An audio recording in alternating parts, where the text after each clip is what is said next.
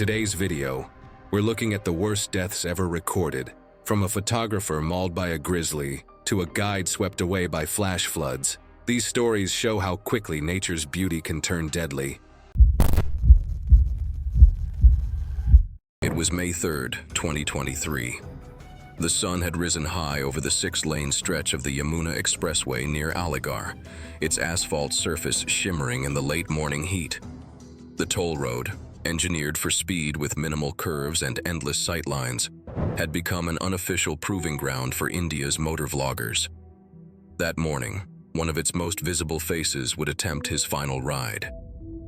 Agastya Chauhan, a 22-year-old creator from Dehradun, had built his YouTube empire on motorcycle riding, stunts, and high-speed highway vlogs. His channel boasted over 1 million subscribers who followed his candid rides, city-to-city runs, and increasingly dangerous speed challenges.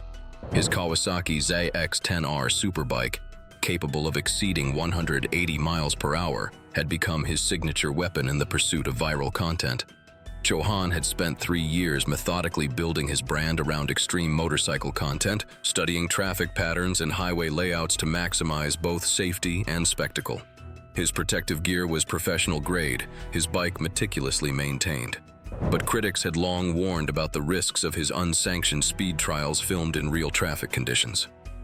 That morning, Chauhan departed with a small group of friends to record what he called his cleanest 300, an attempt to reach 186 miles per hour on a straightaway. He wore a full-face helmet fitted with a GoPro and complete protective gear, while his friends followed on their own bikes to capture multiple angles. Recent accidents on the same expressway stretch had claimed multiple lives, including several tied to vloggers and influencers attempting high-speed content. Warnings circulated through Indian biking forums about increased police enforcement and dangerous road conditions. Despite the risks, Chauhan pushed ahead with his ambitious speed run. According to footage recovered later and corroborated by highway surveillance cameras, Chauhan began accelerating near mile marker 76, his friends trailing safely behind. Somewhere above 174 miles per hour, disaster struck. His bike began veering toward the concrete divider. Whether from crosswind, rider error, or mechanical failure remained unclear. At those speeds, recovery was impossible. When the front tire caught the edge of the concrete divider, the 400-pound motorcycle snapped sideways and launched into the air. Chauhan was ejected violently, his body ragdolling mid-flight before slamming helmet first into the asphalt.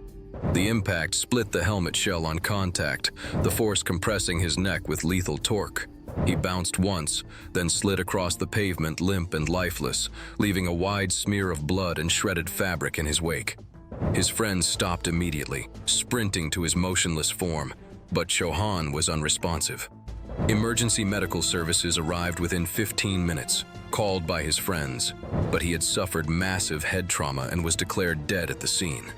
News of Chauhan's death spread rapidly through Indian social media. Within hours, his recent videos were flooded with comments expressing disbelief and grief. The Ministry of Road Transport and Highways issued renewed warnings against high-speed filming on public roads. Chauhan's funeral in Dehradun drew hundreds of bikers and fans who had followed his journey from early uploads to viral stardom. It was July 4th, 2017, and the pre-dawn darkness slowly gave way to the first hints of sunrise over Rocky Mountain National Park in Colorado. The 14,259-foot summit of Long's Peak loomed ahead, its granite face catching the early morning light as hikers began their Independence Day ascent. The thin mountain air carried the scent of alpine flowers and the promise of afternoon thunderstorms that regularly developed over Colorado's high peaks. Emma Rodriguez laced up her hiking boots in the parking lot, her headlamp cutting through the darkness as she prepared for the challenging climb ahead. At 26, the hiking enthusiast had made conquering Colorado's 58 peaks over 14,000 feet her personal mission, checking off summits with the methodical dedication of someone who'd found her true passion. Her compact frame belied the strength she'd developed through years of high-altitude hiking. Emma's plan was flawless in its simplicity. Start hiking at 4 a.m. to reach the summit by noon, then descend quickly to avoid the afternoon thunderstorms that commonly developed over the Front Range. Weather forecasts predicted storm activity after 2 p.m. giving her a comfortable margin of safety for the 15-mile round trip that typically took experienced hikers 12 to 14 hours to complete. The Longs Peak Trail was familiar territory for Emma, who'd attempted the summit twice before but been turned back by weather and equipment issues. This time, she carried proper gear including rain protection, extra layers, and emergency supplies. Her meticulous preparation reflected the respect she'd developed for Colorado's unpredictable mountain weather through 30 previous 14er climbs. As Emma climbed through the pre-dawn darkness, her headlamp illuminated the rocky trail that wound through dense forest before emerging above treeline. The physical challenge energized her as she settled into the steady rhythm that would carry her to the summit. Other hikers had started early as well, their lights creating a constellation of moving stars on the mountainside. The weather began changing earlier than anyone expected as Emma approached the exposed summit ridge. Clouds that should have developed in mid-afternoon began building before 11 a.m., driven by unusual atmospheric conditions that caught even experienced meteorologists off guard. The first rumbles of thunder echoed across the peaks, while Emma was still 500 feet below the summit. Emma immediately recognized the danger and began descending, abandoning her summit attempt without hesitation. But the storm's rapid development had already placed her in an extremely vulnerable position, caught above treeline with no shelter and nowhere to hide from the electrical activity building overhead. The nearest trees were over a mile away and 1,000 feet below her current position. The lightning strike came without warning. As Emma hurried down the exposed granite slabs, the bolt hit the rocky peak directly, with electrical current traveling through the ground and up through Emma's body as she stood on the conductive stone. The massive electrical discharge stopped her heart instantly, while causing severe burns throughout her nervous system. Other hikers witnessed the strike from safer positions lower on the mountain, but continued lightning activity prevented them from reaching Emma's position for over an hour. When rescue teams finally arrived, they found her body on the granite slabs where she'd fallen. Her hiking poles melted and her metal gear fused by the electrical current. Emma's death prompted renewed education about lightning safety and the unpredictability of mountain weather. Rocky Mountain National Park installed additional weather monitoring stations, while her family advocated for better lightning safety education in hiking courses nationwide. It was August 17, 2013. Apodaca's industrial sprawl stretched across the outskirts of Monterrey, where workers at a small vehicle depot lingered past closing time. Alejandro Alex Flores stood beneath a street lamp, chatting with two co-workers about weekend plans. What they didn't know was that Alex's quiet resistance over the past few months had reached its breaking point. Alex was a 32-year-old school bus mechanic. He was known for being organized, punctual, and soft-spoken. He'd worked the same job for 8 years, maintaining the yellow buses that carried children through San Nicolas. His modest house sat on a quiet street where he lived with his wife Maria and their 2 children, ages 6 and 4. Friends described him as a man who kept his head down and took care of his family, exactly the kind of person who should have been left alone. When a local gang began demanding weekly protection fees from neighborhood businesses, Alex made a decision that would cost him everything. He refused to pay, believing that giving in meant permanent entanglement with criminals who would never stop asking for more. Over the following weeks, he filed quiet complaints with police, submitting license plates and descriptions anonymously. There was no formal protection program, just vague promises of follow-up that never materialized. Days went on and the threats escalated. Gang members began mentioning his family by name, asking about his children's school schedule. Alex confided in close friends, but still showed up to work every day, hoping the situation would resolve itself. That evening, as the shop lights dimmed and his co-workers smoked cigarettes on the curb, Alex looked more tense than usual. He'd recently learned from a neighbor that strangers had been asking questions about his kids. At 7:45 in the evening, 2 men approached from the end of the street. According to eyewitness Jose Ruiz, one wore a dark hoodie pulled low over his face. The other had a bandana masking his features. They walked with purpose but didn't run, closing the distance quickly. When they were within arm's reach, the hooded man said plainly that it was for not paying, and before Alex could react, he drew a short blade from his waistband and lunged. Alex turned to run but managed only 2 steps before the attacker slashed his neck from behind. He stumbled forward and collapsed into the gutter, one hand gripping his throat as blood poured. Jose shouted and rushed forward as the second man delivered a vicious kick to Alex's ribs. Both assailants fled down the narrow alley, disappearing into the maze of industrial buildings. Jose knelt beside his co-worker, desperately trying to compress the wound while another mechanic ran for shop rags and called for help. Within minutes, Alex's breathing became shallow, then stopped entirely. Paramedics arrived 12 minutes later, but it was far too late. Alex had bled out, the fatal wound a deep slash across the side of his neck. Surveillance footage from a nearby warehouse captured part of the attack, providing investigators with critical evidence. Using Jose's detailed description, police arrested 2 suspects in early September, both low-level gang members under 25. Alex's second cousin arranged a private funeral in Monterey, attended by family and co-workers who remembered him as a good man who'd simply tried to do the right thing. The local press ran a brief story in the crime section. Mechanic killed over extortion refusal. No larger investigation followed. The garage reopened 2 days later, and life continued as if Alex Flores had never existed.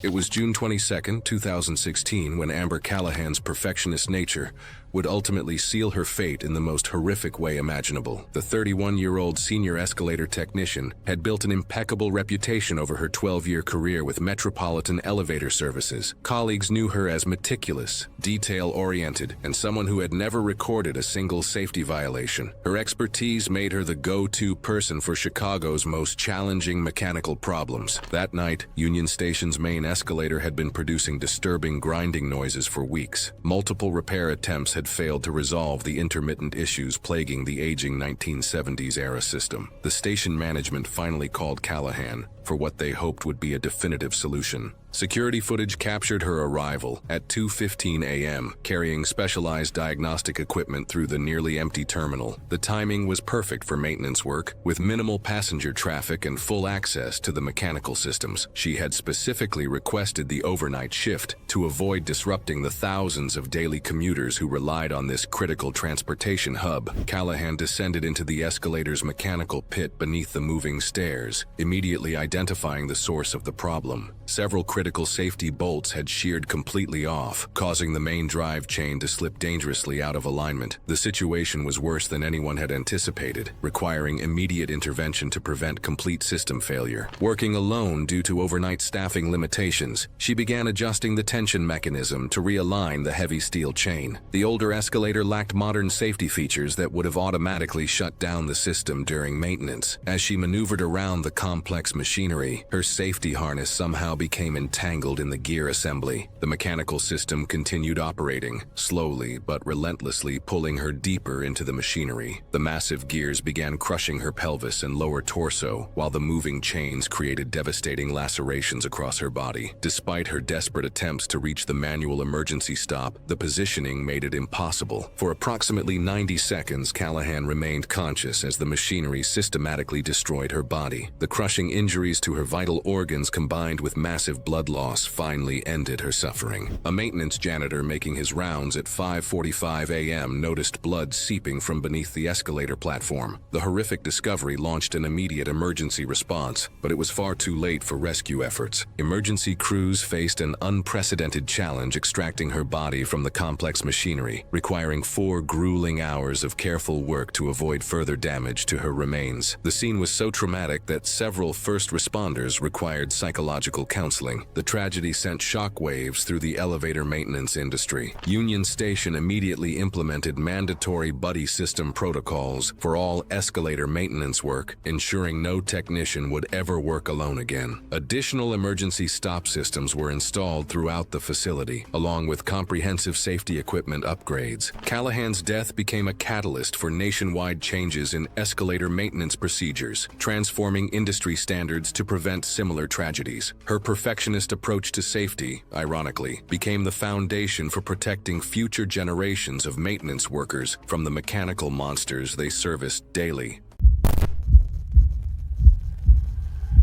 It was April 2, 2012, at Victoria Falls, which sits on the border between Zambia and Zimbabwe. By midday, the sun was bright and hot, Mist from the waterfall drifted across the gorge, creating faint rainbows. The roar of the water was constant, and the air was damp enough to coat the cliffs. Below, the Zambezi River surged through a narrow channel, its current so strong they could drag even the best swimmers. Daniel Royce, 33, stood near the edge of the gorge, checking his gear. He was an experienced slackliner with over 10 years of practice walking narrow webbing over dangerous terrain, spanning city skylines, mountain valleys, and deep canyons. This attempt was his most ambitious yet, a 1,200-foot walk over the Zambezi River, directly above the turbulent waters of the fall's lower gorge. A team of local climbers and rigging specialists had set up the line the day before. They anchored the industrial-grade webbing into rock faces on both sides and tensioned it for stability, though some natural sway was inevitable. The line was about 2 inches wide, enough for a foot, but nothing more.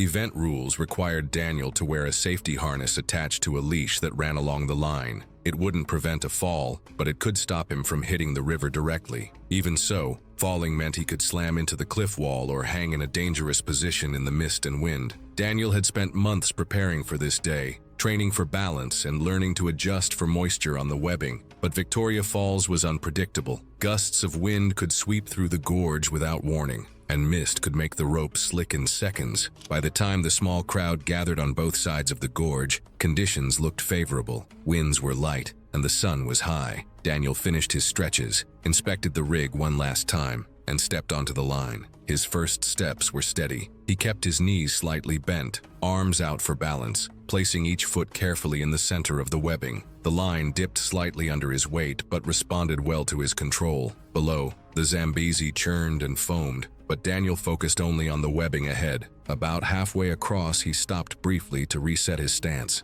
A light breeze moved through the gorge, swaying the line just enough to require small adjustments. He handled it easily and started forward again. Then, without warning, a stronger gust swept through. Mist from the falls clung to the line, making it slippery. Daniel's right foot slipped slightly. He threw his arms wide and made a quick recovery, but the sudden movement caused the webbing to oscillate more than usual. Before the line settled, another gust, stronger than the first, hit from the opposite direction. The wet webbing and unstable sway broke his balance. Daniel fell sideways. His harness leash caught after a short drop, but momentum swung him hard into the rock wall. The impact left him semi-conscious. His body slid along the cliff until the leash pulled tight. Hanging above the rapids, Daniel tried to grab the safety line, but his grip failed. He slipped free and dropped into the river. The Zambezi's current took him immediately. Rescue boats launched from downstream, but the combination of jagged rocks and powerful water made the search difficult. Nearly 2 hours later, crews found his body several miles downriver.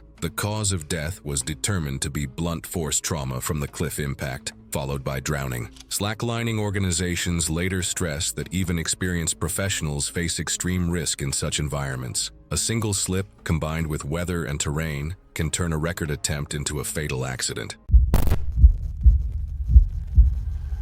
It was August 18, 2018, in Koreatown, Los Angeles. The night air was warm, carrying the sound of distant traffic and music from nearby clubs. On top of a 5-story parking garage, 3 young men lingered at the edge, joking loudly to cover the nerves they wouldn't admit. Within an hour, one of them would lie broken on the pavement below, the sound of his fall echoing through the structure. Derek Fowler was 19, a community college student with no clear direction. His grades were inconsistent, and he drifted between part-time jobs. Among friends, he was known for his loud personality and willingness to take dares others avoided. Though he had no real TikTok following, he watched viral stunts closely, telling friends he would blow up one day. What pushed him wasn't fame on the platform, but the approval of his small circle. Risk to Derek was a shortcut to recognition, proof he was braver than the rest. Parking garages had become common filming spots in Los Angeles for their concrete edges and open views. The ledges, however, were never designed to be held onto. The smooth concrete wore slick under sweat, and any slip meant a deadly drop. Derek and his friends understood it on some level, but they convinced themselves it was just a test of grip and nerve. No safety gear was possible, just bare hands against rough stone, body weight dangling over open space. That night, Derek arrived at the garage with 2 close friends after midnight. They had watched similar videos earlier in the week and decided they could do better. One friend would film from the rooftop, angled down, while the other stood on the street to capture the drop. Derek leaned over the ledge, laughing and bragging that he could hang there for a full minute. Neither friend argued. There had been warnings. Local news had covered previous accidents from garage stunts. But in the moment, they felt immune. When the cameras rolled, Derek lowered himself over the edge, his hands gripping the ledge, his feet kicking briefly before finding air. He flashed a grin toward the phone above, knuckles whitening as he held his weight. From below, the second camera recorded his dangling body against the backdrop of streetlights and passing cars. His friends shouted encouragement, telling him not to give up. Seconds dragged into half a minute. His arms trembled visibly, shoulders straining. Sweat began to bead and roll down his forearms. Pull up, one friend yelled when they saw his grip faltering. Derek tried, jaw clenched, but his palms slipped against the concrete.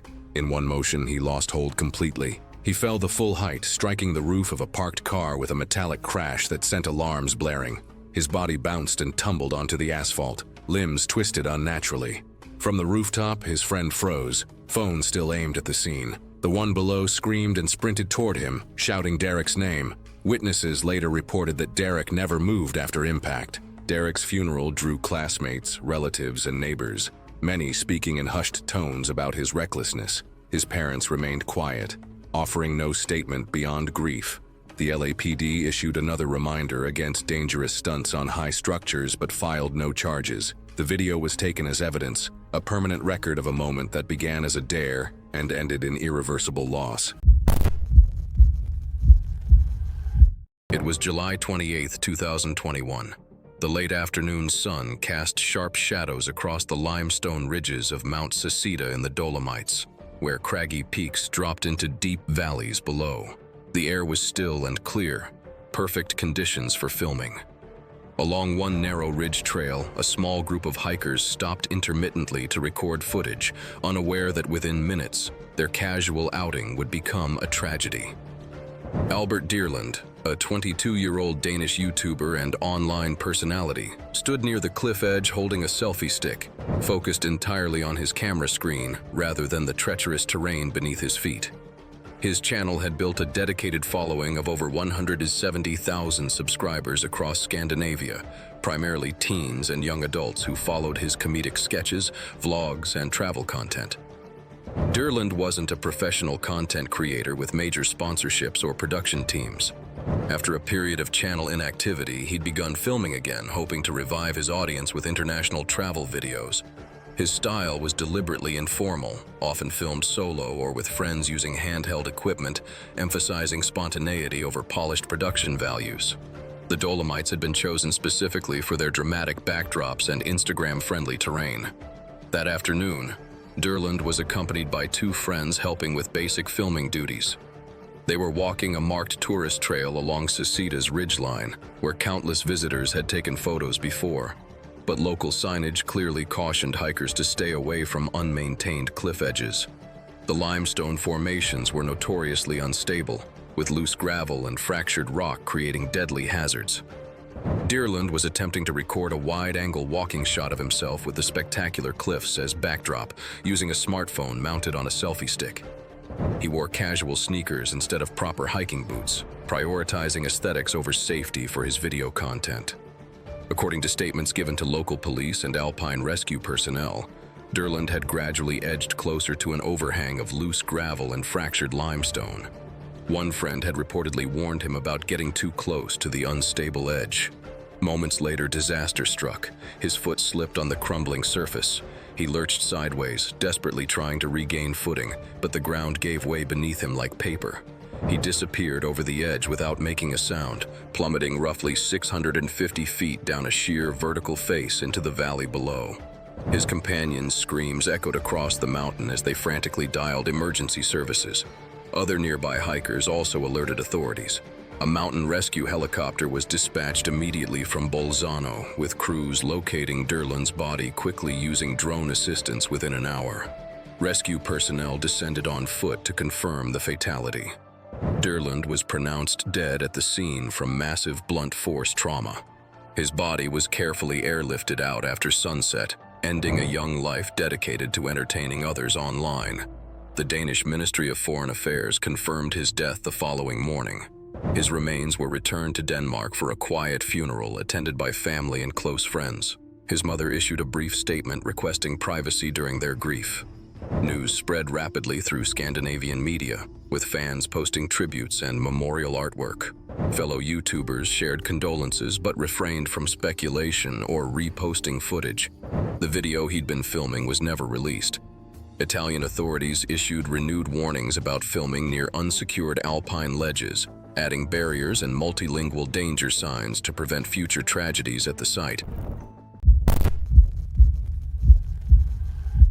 It was February 7, 2016, and fresh powder snow blanketed the backcountry slopes of Colorado's San Juan Mountains. The morning sun cast long blue shadows across the pristine wilderness, where untouched snow beckoned to skiers seeking the ultimate powder experience. The crisp mountain air carried the silence that only deep winter can bring, broken occasionally by the distant crack of settling snow layers. Jake Peterson adjusted his avalanche beacon as he surveyed the steep slope that had captured his imagination for months. At 31, the professional extreme skier had built his reputation tackling the most challenging and dangerous terrain in North America, earning sponsorships and magazine covers through his fearless approach to mountain skiing. His muscular frame and weathered face reflected years of pushing limits in the world's most remote mountain ranges. The backcountry expedition represented the culmination of months of planning and preparation.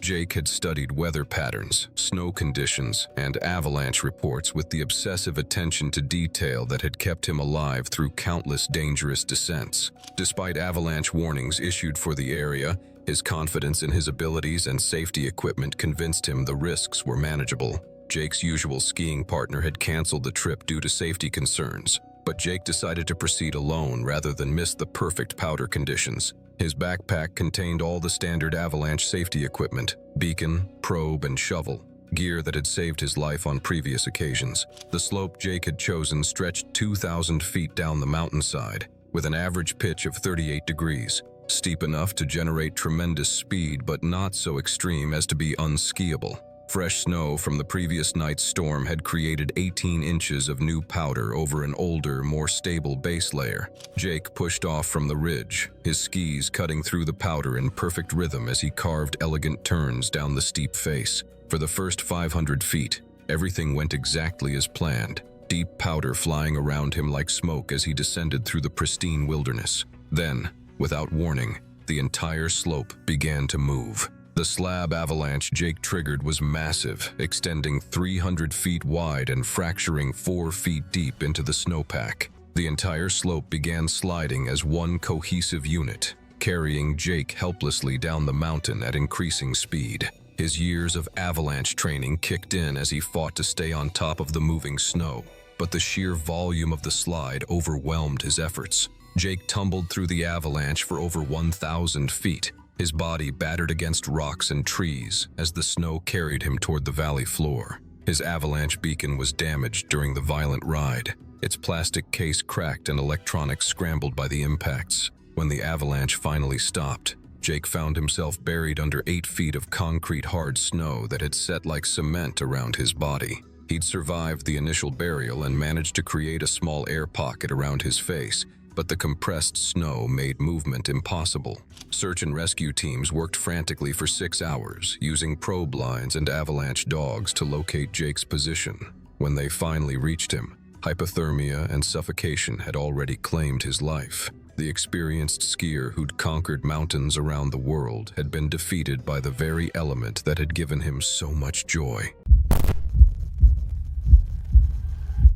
It was September 14th, 2015. The narrow lane behind Howrah Market buzzed with the day's final movements. Amir Ali, a 27-year-old tailor, turned off the bare bulb inside his workshop and stepped into the alley that would claim his life. Amir was just a craftsman with steady hands and a growing clientele who rented a small ground-floor unit, working long hours stitching saris, school uniforms, and cheap men's trousers. Clients described him as polite and serious, always undercharging regulars. His calloused fingers moved with practiced precision across fabric, building a modest life one stitch at a time. But 3 months earlier, everything changed. A street gang with links to a local councillor approached Amir with a proposition that would destroy his quiet existence. They demanded he help funnel campaign funds through bogus tailoring orders, a common scheme in Kolkata's political underworld. Amir refused, unwilling to compromise his integrity for dirty money. The consequences came swiftly. Posters appeared near his shop calling him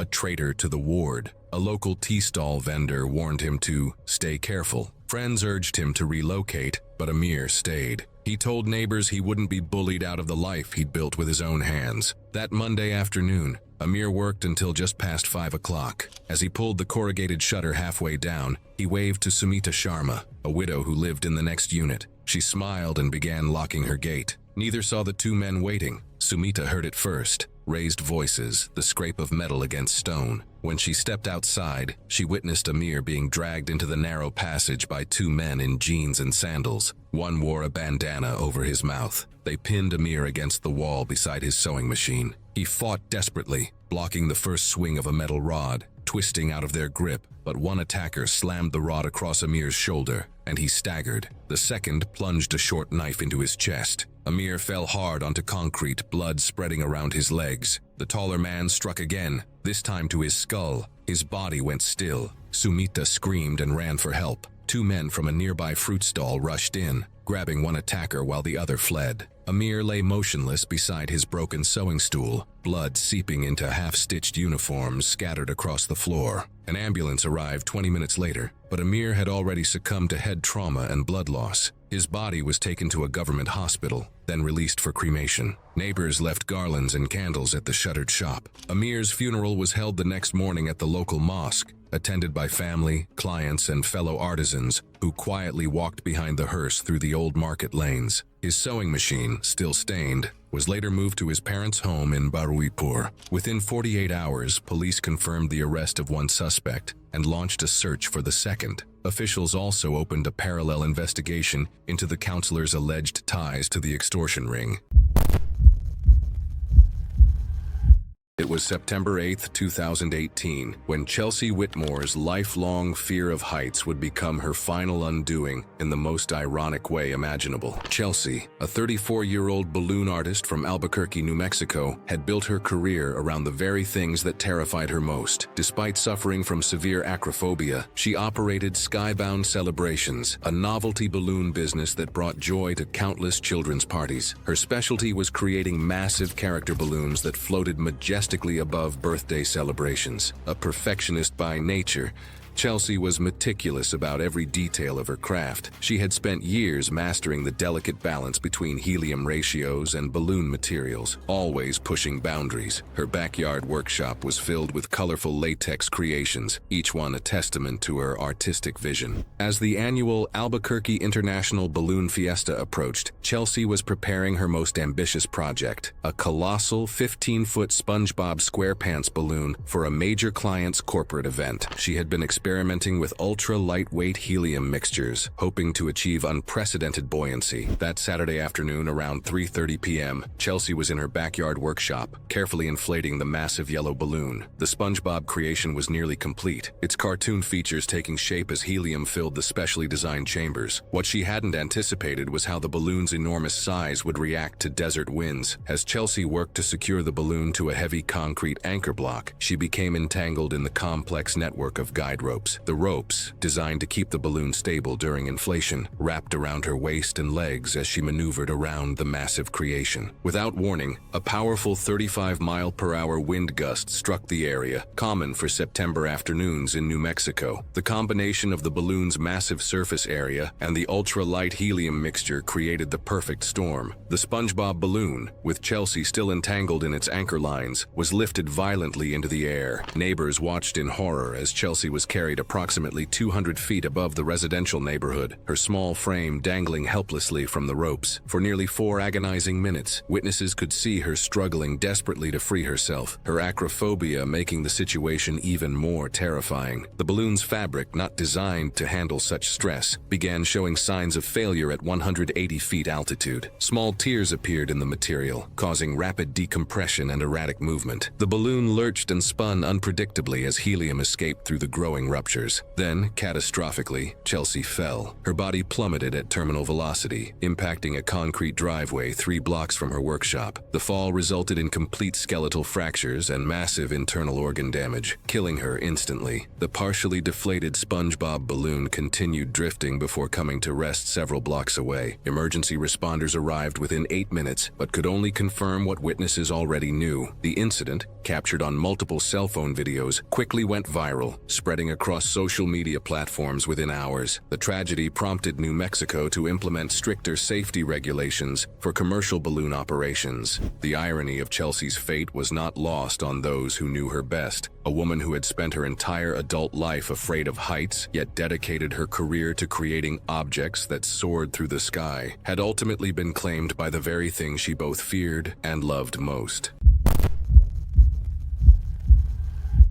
It was September 8, 2017. Off the coast of Dahab, Egypt, the Red Sea was calm under the morning sun, but just offshore sat the Blue Hole, a vertical sinkhole dropping hundreds of feet into darkness. Divers around the world knew it for its beauty, but also for its deadly record. More than 100 people had died there, most from pushing far beyond safe diving limits. Eric Dawson, 34, from the United Kingdom, stood on the rocky shore checking his gear. He had years of recreational diving experience in tropical vacation spots, but he wasn't a trained technical diver. His past dives had been in warm, shallow water, nothing like the extreme depths he planned to reach that day. Eric had spent months planning the dive, studying maps of the Blue Hole and reading accounts from others who had attempted extreme depths there. He wanted to test his limits and see how far he could push himself underwater. For him, this trip was about personal achievement and the challenge of completing one of the most difficult dives in the world. To save money, Eric skipped hiring a full safety team. Instead, he brought along Khalid,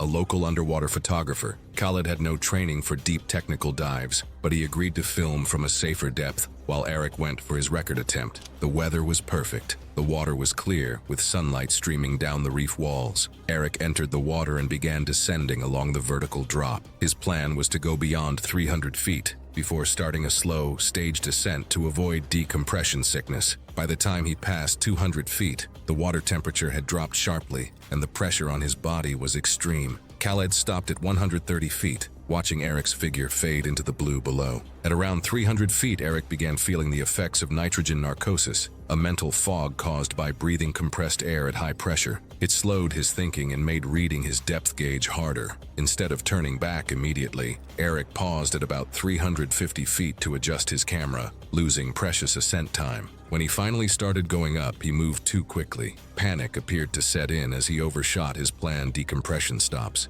Khaled noticed his erratic movement and swam down to meet him at 130 feet. By then, Eric's eyes were glassy and his breathing was shallow. They stopped for decompression, but halfway through, Eric went completely limp. Khaled tried to bring him to the surface, but without training in deep-water rescues, he rushed the ascent. The speed skipped several safety stops, making the situation even worse. On the surface, the boat crew pulled Eric aboard. They started CPR immediately and called for emergency help. Within minutes, Eric began to seize, a clear sign of severe decompression sickness, before falling unconscious. Paramedics met the boat at the pier and took over resuscitation efforts, but it was too late. Eric was pronounced dead at the scene. Investigators later confirmed the cause of death as a combination of nitrogen narcosis, rapid ascent, and decompression sickness. His camera footage cut off during the ascent, right before Khaled's attempt to pull him up. Local diving authorities used Eric's death as a warning to others. Deep technical dives require specialized training, the right breathing gases, and a qualified support team. Without them,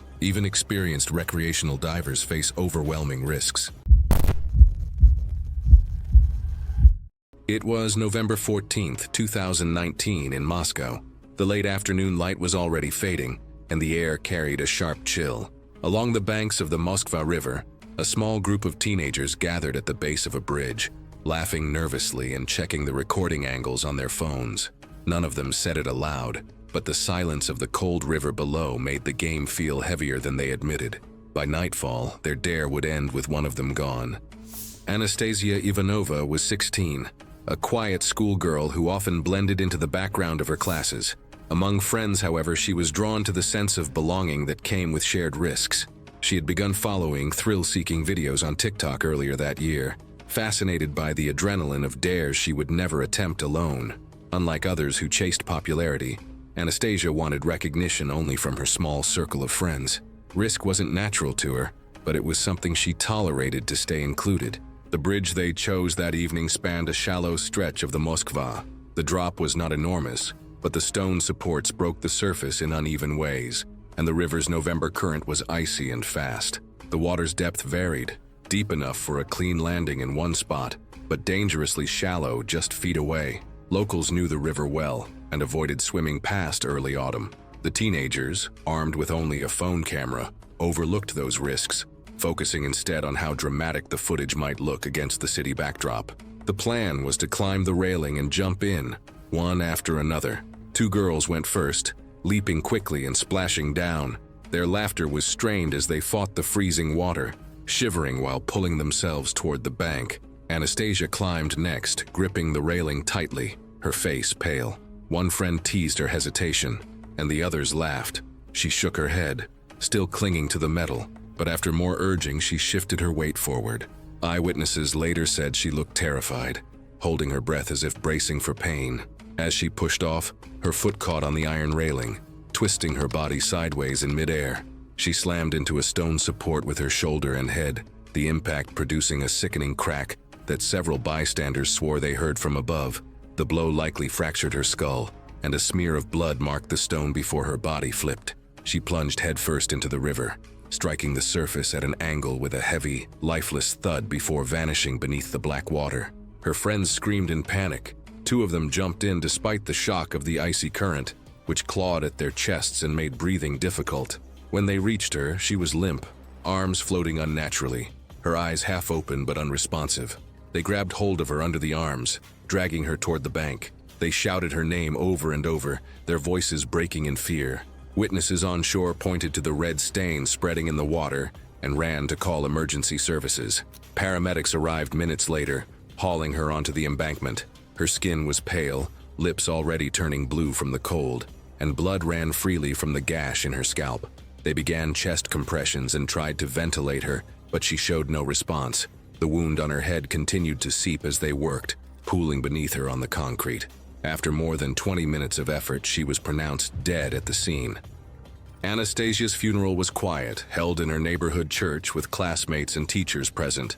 Her parents requested privacy, refusing media coverage. Moscow authorities issued another blanket warning about dangerous online challenges, but enforcement was minimal, and the videos continued.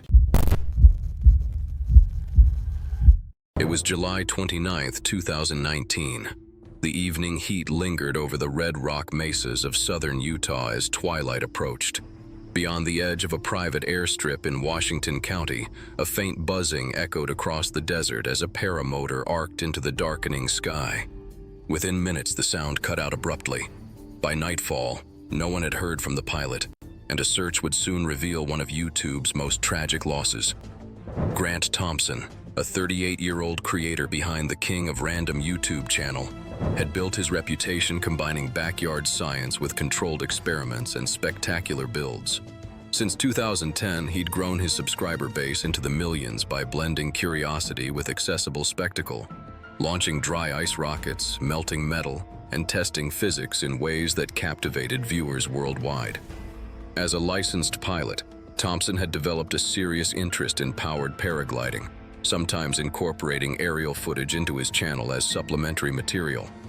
Paramotoring combines the freedom of paragliding with motorized propulsion, allowing pilots to launch from flat ground and soar at low altitudes across varied terrain. But mechanical failures at low altitude leave virtually no room for recovery. That July afternoon, Thompson drove to a remote area near a quiet airfield, planning to film new paramotor footage using recently mounted camera equipment. He hadn't filed a flight plan, standard practice for low-altitude recreational flights in rural Utah.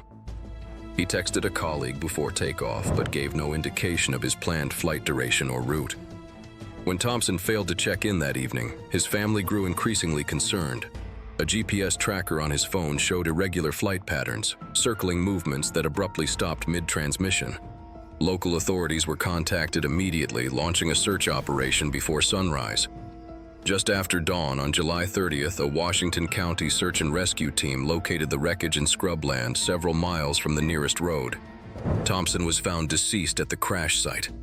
The paramotor wing was partially collapsed and tangled, while the frame showed evidence of high-speed ground impact. Remarkably, his onboard camera survived, recording several minutes of normal flight followed by a sharp, sudden descent. Investigators later recovered GPS logs and fragmented helmet footage from the wreckage.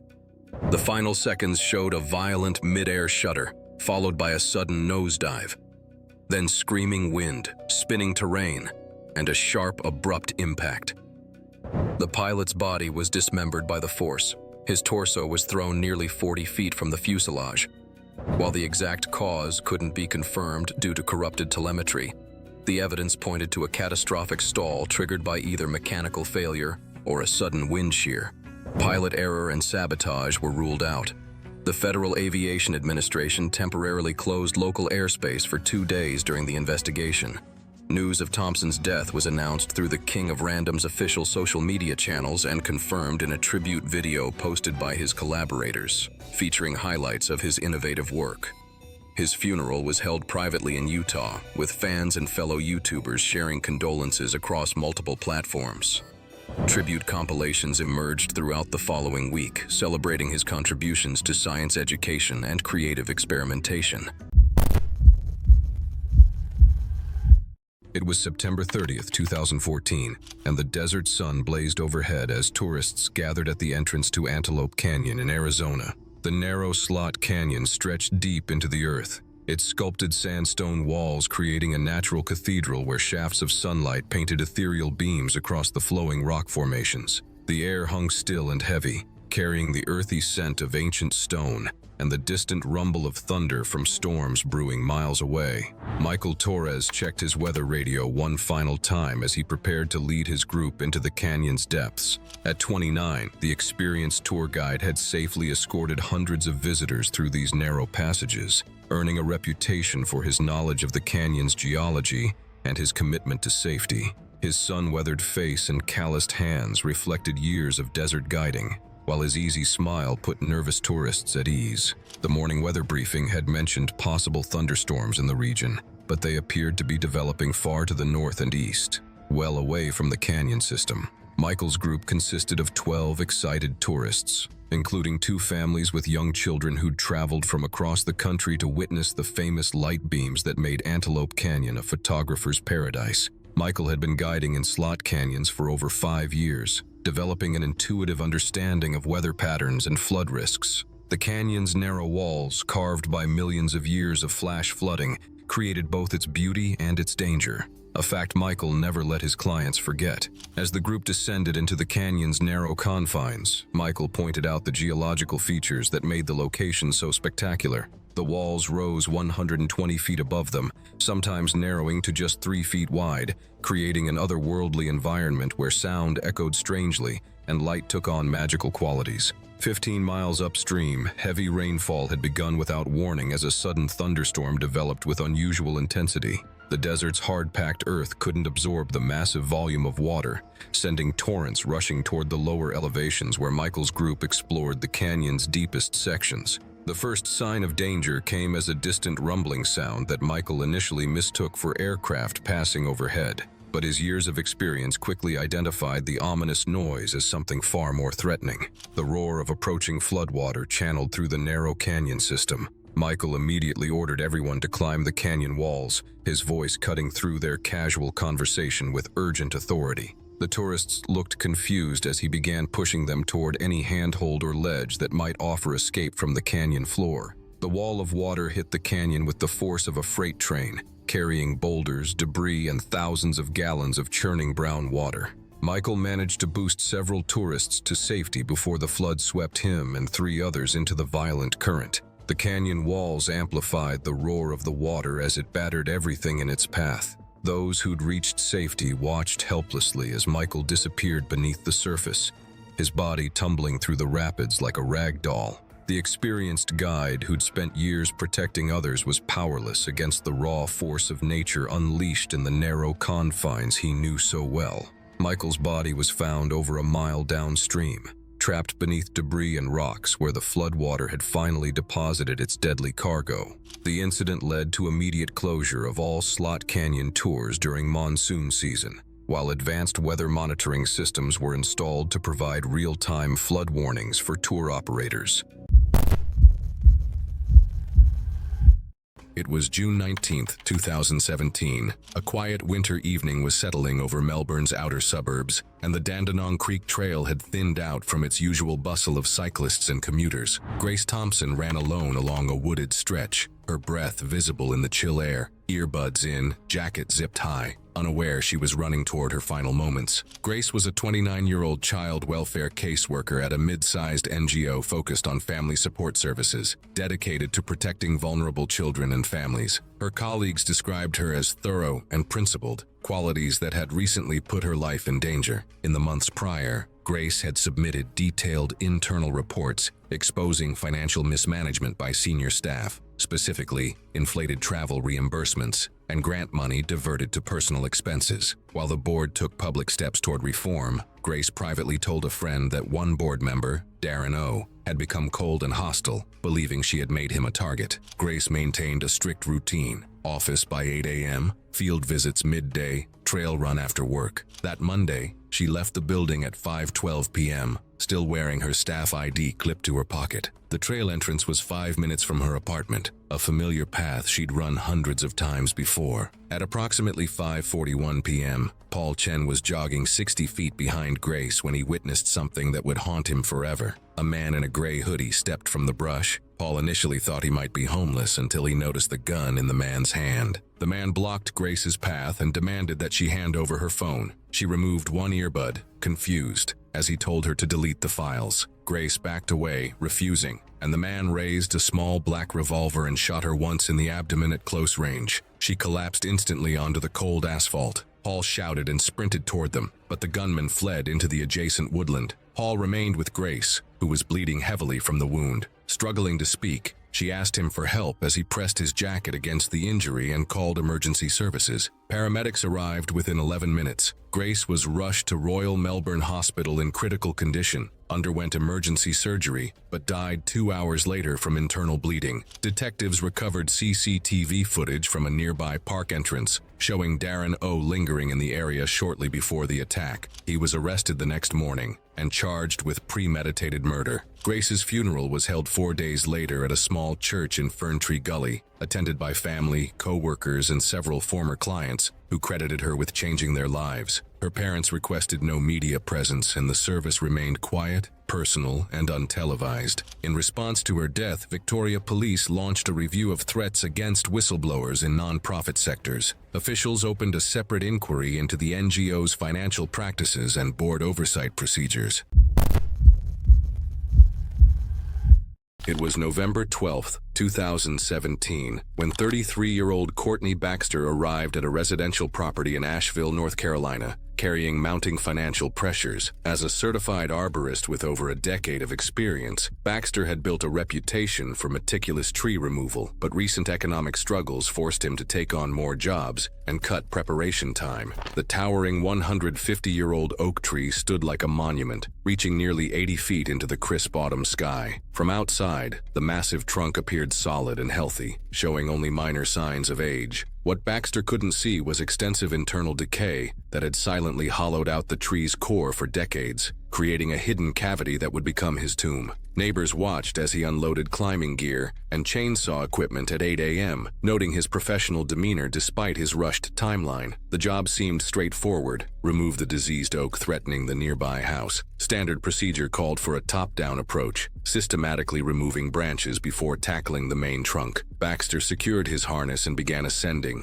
experienced hands finding purchase on familiar bark. At 35 feet up, he positioned himself for the first major cut. Morning air filled with chainsaw roar as the blade bit into what appeared solid wood. Then everything went catastrophically wrong. The chainsaw blade suddenly broke through into empty space, the hollow interior that decades of rot had carved out. The trunk wall's structural integrity, already compromised by decay, couldn't withstand the sudden removal of supporting wood. A section collapsed inward with a sickening crack. Baxter plummeted through the opening into the tree's hidden cavity, a narrow prison approximately 20 inches wide and 8 feet deep. His climbing harness and rope, designed to save his life, became instruments of doom as they wedged against irregular interior walls. The confined space held him vertically, unable to move or adjust. Trapped within the wooden tomb, Baxter's desperate shouts were muffled by thick walls. His radio and phone remained frustratingly out of reach, arms pinned by narrow confines.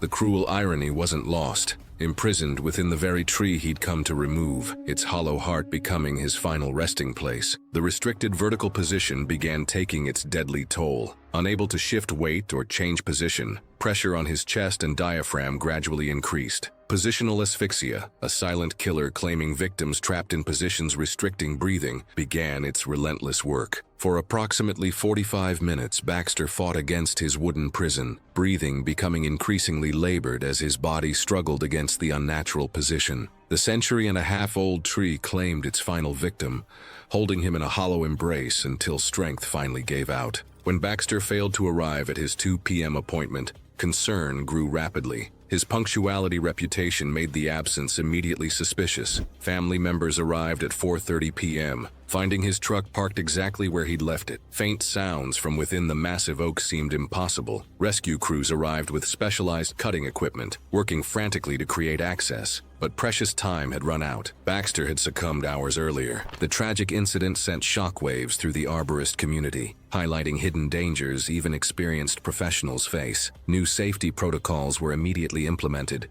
requiring thorough internal cavity assessments before cutting operations. Courtney Baxter's death serves as a sobering reminder that nature's beauty often conceals deadly secrets, and even the most experienced can fall victim to unexpected dangers lurking within seemingly routine tasks.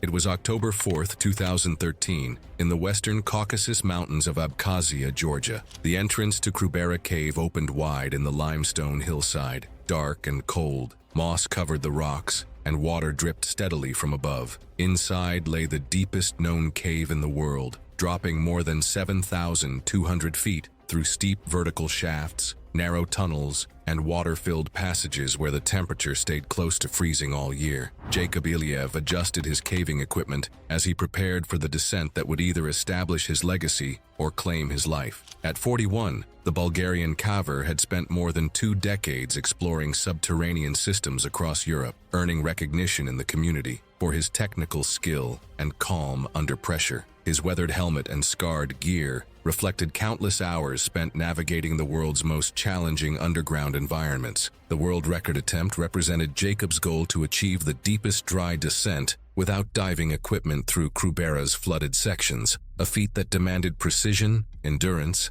and absolute discipline. Unlike cavers who specialized in mixed dry and scuba exploration, Marco insisted on maintaining a dry-only approach that would push the boundaries of what was considered possible in deep cave systems. The expedition began with support from a small, experienced team that assisted with initial rigging, gear hauling, and documentation of the attempt. In the early stages, they helped Jacob navigate long vertical drops using fixed ropes, while hauling packs through squeezes that barely allowed room for helmets and equipment. The deeper they descended, the more unstable the cave became as wet rock, constant water drip, and loose stone made footing increasingly hazardous. By nearly 5,000 feet in depth, the cave had narrowed into a vertical shaft with slick, uneven surfaces, where most cavers either turned back or switched to scuba gear to continue into flooded passages. Jacob's determination to maintain his dry-only approach led him to insist on continuing alone into the unstable section, despite his team's objections about exponentially increased risks of solo travel at such depths. The shaft walls glistened with moisture as the sound of dripping water echoed endlessly in the absolute darkness. Jacob descended carefully, his hands gripping the rope while his boots sought small ledges for balance in the confined space. For several minutes, progress remained steady as he methodically worked his way deeper into the Earth's interior. A single misstep changed everything. When Jacob's right foot slipped on a patch of algae-slick rock in the narrow shaft, his body shifted sideways, throwing his center of gravity off the rope line as he tried desperately to recover. The confined walls and awkward rope position left no room for correction as his boot lost its hold entirely. The fall was short but violent as Jacob's body slammed into the shaft wall before tumbling onto a ledge nearly 30 feet below. The impact knocked him unconscious instantly, leaving him alone in the depths, with no one within immediate reach to render aid. His years of experience and technical skill proved meaningless against the unforgiving physics of falling rock and human fragility. His team knew something was wrong when he stopped moving, so they carefully made their way down. The narrow shaft and loose rocks slowed them, and when they reached him, he wasn't breathing. Getting him out of that depth would take hours of dangerous climbing through tight, unstable passages. Over the next 2 days, rescuers from multiple local caving clubs coordinated the extraction using specialized haul systems while working in shifts to navigate the exhausting climb toward daylight. The cold and damp conditions sapped energy from everyone involved as they methodically transported Jacob's body through the same passages that had challenged him in life. The official conclusion confirmed that a slip on wet rock in the narrow shaft had caused a fatal fall, where survival chances were virtually non-existent at such depths. It was March 12, 2019, on the outskirts of Bhopal, India. The sun had set an hour earlier, leaving the fields around the railway crossing in dim light, punctuated only by the faint glow of the town in the distance. A few boys lingered by the tracks, restless and laughing, the kind of nervous energy that hides unease. The steel rails hummed faintly, signaling the approach of something massive. By morning, one family's life would be permanently altered. Arjun Mehra was 17, a first-year college student who never stood out in class. His grades were average, his attendance spotty, and he was known mostly for tagging along with louder friends. Reserved by nature, he had found a small sense of belonging on TikTok, where he uploaded shaky videos of dares and antics that drew a few hundred views from peers. He wasn't chasing fame, just recognition in a life that felt otherwise invisible. To his friends, he was the one who could be goaded into going further, testing how close he could get to danger without flinching. Railway tracks outside the city had become a popular backdrop for these dares. India's rail network, among the busiest in the world, saw passenger trains hurtle by at speeds that left little margin for error. The sheer mass of a train created strong suction, capable of pulling a person off balance. Local authorities had long warned against loitering near tracks, but enforcement was thin.